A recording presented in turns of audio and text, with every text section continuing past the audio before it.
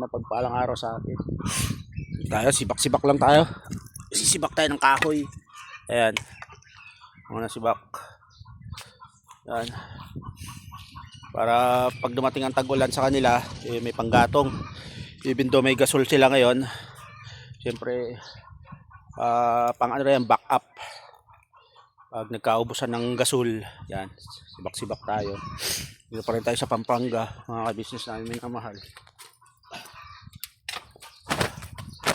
At nga, nalalapit na yung kasal ni Papa Dins.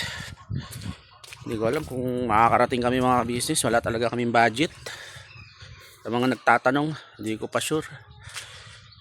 Chat ko na lang siguro si Papa Dins. Balikan ko kayo sa mga business. Sabit ko lang kung ano, short, nahulog eh. Nga mga business, patungkol sa kasal ni Papa Dins, alanganin kami. Wala talaga kaming kapera-pera ngayon. Walang panggas. Yan, yung motor ko naka-stack lang. Hindi ko ginagamit. Wala talagang panggas, mga ka-business. At wala, zero balance din eh. Walang wala. Singkong duling.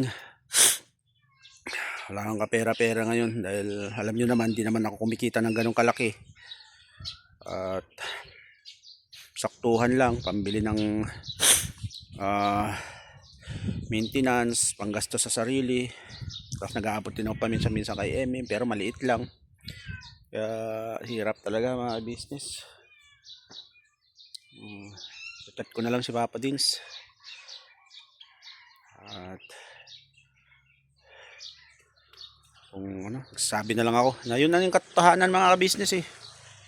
Hindi naman mahalaga kung nandun kami kasi special na araw naman ni Papa Dins yun dahil kasal niya tsaka nung magiging kaisang dibdib niya si Miss Jam. Andun tayo na sabihin nating siyang pamilya kami, pero mahirap kasi ipilit eh, lalo na nandito kami sa ano, sa Pampanga. Sana maunawaan nyo mga business, huwag kayo magagalit sa akin. Huwag kung ano-ano yung sasabihin nyo na kaysa ganyan, kaysa ganon. Sa akin naman, ako sinasabi ko naman kung hindi kaya, di ba? Pero titignan ko pa rin pag na-chat ko si Papa Dins, chat ko sa siguro. Ang 9 na ngayon. Wala. At yun, sige, tapusin ko muna ito mga business. Sa yun, ako hindi ko sigurado kung makakarating kami sa kasal ni Papa Dins. Dahil talagang walang budget. As in zero budget. Kaya mga business, balikan ko kayo. Nasa si powder? Alis.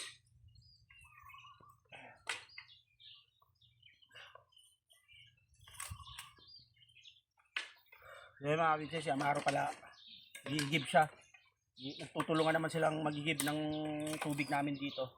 Kasi medyo hirap yung pagbubomba doon. Yung pinakita ko sa inyong poso, as in talagang konti lang, mga isang oras o kalahating oras bago mapuno. Doon sila sa kabila, sa kapitbahay, mag-iigib sila. At may pinupuno silang ano, tawag doon, yung drum sa loob. So si Amaro po ang ano, aking cameraman ngayon. Kaya mga business, balikan ko kayo. Sa yun po si Amaro, may dalang timba. Doon siya sa kabila. Sa kabila siya nag-iigib. Para mamaya may panghugas ng plato, panluto. Ganun po dito, probinsya. Init po kasi ngayon. Tagtuyot. Medyo konti lang lumalabas doon na tubig dyan, yung poso dyan. At luma na kasi yung ano eh. Kailangan mabilihan ng water pump eh. Wala pa naman tayong budget. Ayan po yung aking na sisibak. At ito yung aking sisibakin. Yan. Yung nasibak. Papaarawan natin siya para matuyo. Ito yung iba. So tinira natin yung malalaki. Mainit na po kasi. Hapon naman siguro. Ito medyo kailangan to palakol. So yung mga dulo-dulo kaya ng itak yan. Yung gulok na gamit ko. So pahinga muna tayo. At mainit na po. Ayan, no? Sobrang tirik na yung araw. Mahirap na, baka ano tayo, ma-heat stroke. Kaya ingat-ingat po tayo. Laging minom na maraming tubig mga ka-business namin minamahal. Yan. To stock lang muna at walang gas. So yung mga business, ano ko lang yung pinag-iigiban nila Maro. Ito yung bahay ng kapatid ng bayaw ko at yun yung tinutuluyan namin. So tatawid ka ng kalsada, ayan. Tapos banda roon. Ayan, banda roon. Ayan. Doon sila nag-iigib. Tapos ilalakad nila o gano'n hanggang doon. Ayan, ayun siya Maro mga business.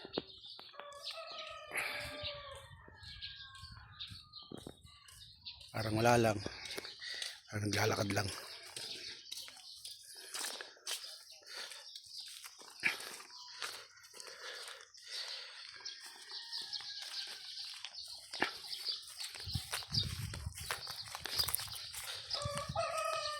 So ayan siya Maro. Isang timba na lang naman na yung iigibin niya. Tapos pasok dito. Yan. Kailangan sipag-sipag lang. No? Dalawa naman sila. Pinagtutulungan nila. Tag isang timba sila. Tapos igibin. Yun. Buhos sa drum. Yan. Ang drum. Puno na. Yun. Ganun ang pag-iigib dito. Kasi nga yung poso po nila dito sobrang hina ng tubig. Yan puno na. May magagamit na po kami. Business. Tapos na yung gawain namin dito sa bahay. Nakapagsibak na ako, nakapag-igib na yung mga bata. Init, grabe. Sobrang init. At yun nga, ang inaano ko ngayon. Tulad ng sa intro ko, naalanganin po talaga na makadalo kami sa kasal ng ating Papa Dins. Pero ilang araw pa naman, baka sakaling magawan ng paraan na magkaroon kami ng budget na pan-diesel, pang-gas para makauwi doon. At hirap din talaga ng sitwasyon ngayon mga business. Sa panahon ngayon, talagang crisis sa gas, sa mga crisis sa lahat, tumaas lahat dahil sa walang kwentang gera na yan. Napakahirap business lalo na sa mga tulad nating dukha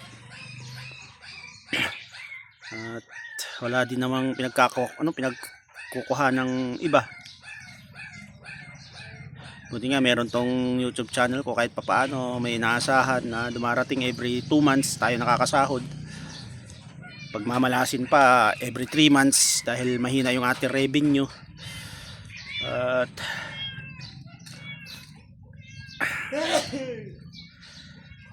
ano pa ba? Yun basta update lang. At ngayon internet naman ang pinaproblema ko. Pero ganoon talaga mga pagsubok yan, kailangan nating yan, kaya kailangan natin pagdaanan. Lahat naman dumadaan sa ganyang pagsubok. Kumbaga test sa araw-araw, everyday is a test kung paano mo susolusyonan at paano mo i-handle ang mga bagay-bagay. Na-stuck na kami dito sa kapatid ko. Okay naman kasi siya nagtrabaho at dito nag-aasikaso dito sa bahay nila. Yung bayaw din wala, umalis po yung aking bayaw. At mahaba-haba pa yung bakasyon mga ka-business. Sa update lang palagi at anumang magiging kaganapan, di ba? Chat ko din si Papa Dins na baka sasabihin ko baka hindi kami makarating, di ba? Pero gustong-gusto ko sanang makauwi sa KB House para, di ba? Masaksihan ang pag-iisang dibdib ng ating Papa Dins at ang kanyang magiging partner in life na si Miss Jam.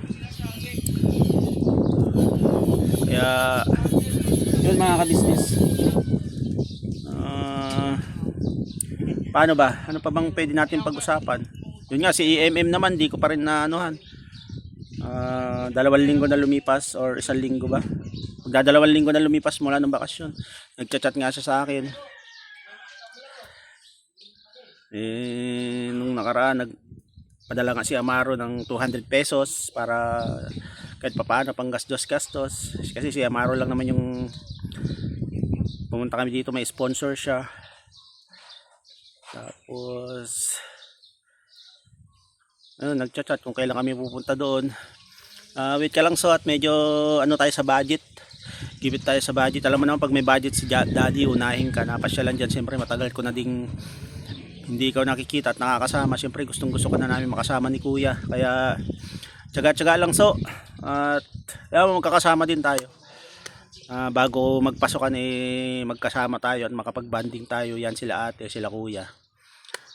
Huwag ka mag-alala. Mahal na mahal. Lagi mo lang tatanda. Mahal na mahal ka namin. At basta mag-aaral ka lang mabuti. At dyan habang bakasyon tumulong-tulong ka din dyan.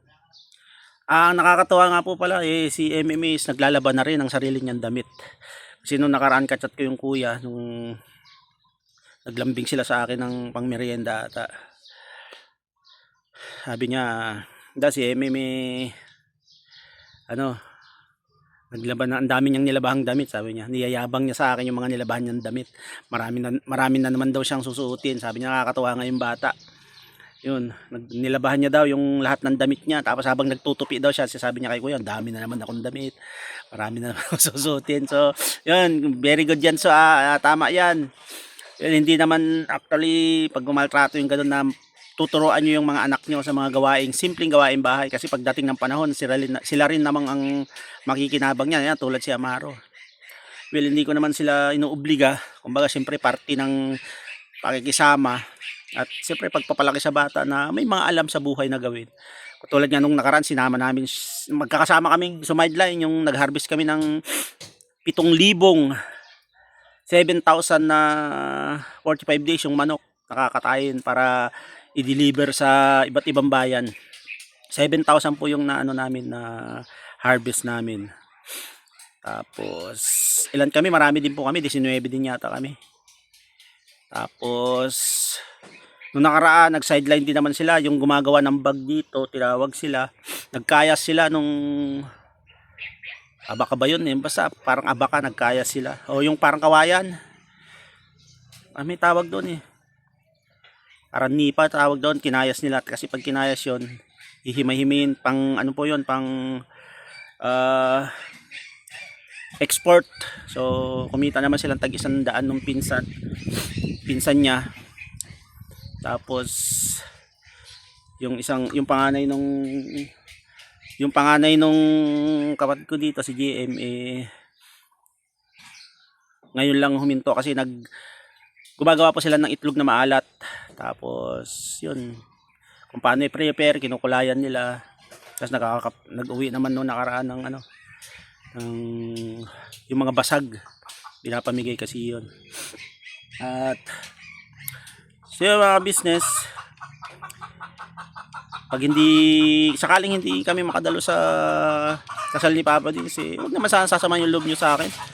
Dahil sa sitwasyon na walang-wala tayong kahit 5. Yun po, nagiging totoo ako mga business namin minamahal. As in, walang-wala talaga akong kapera-pera. At unawain nyo na lang mga business. Ako naman, ang hangad ko naman maging successful at siyempre kaligayahan ng ating Papa Dis dahil pinakahihintay niya na, di ba, oras yon sa kanyang buhay. Kaya andun pa rin yung suporta ko at siyempre wishes na, di ba,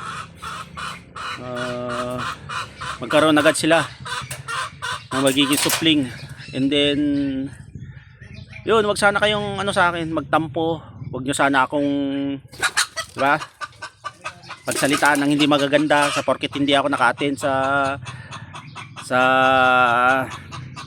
kasal ng ating Papa din. Nagkataong ganito lang yung sitwasyon ngayon, napakahirap.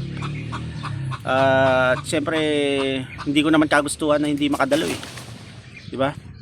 Kung tutuusin, gustuhin ko di ba? Kaso wala talaga Wala tayong panggas. May sasakyan nga, wala namang panggas. Yun, sana huwag kayo magagalit sa akin. Kaya yun, maraming salamat. Hanggang dito na lang muna tong simpleng video na to. At maghahanap pa ako kung saan merong ano dito, free wifi. Man yung manok sa likod ko. Naghahanap ng mga hitlogan kasi manok, mga kabisnes. So yun, hanggang dito na lang. Maraming salamat. At patuloy nyo pa rin sana ako suportahan sa lahat ng aking gagawing vlog. Ganun din siyempre ang buong business, family ka business official at saka yung mga kapatid kong gagawang. We love you all po. Hanggang dito na lang muna yung aking simpleng video. Birabanat lang tayo.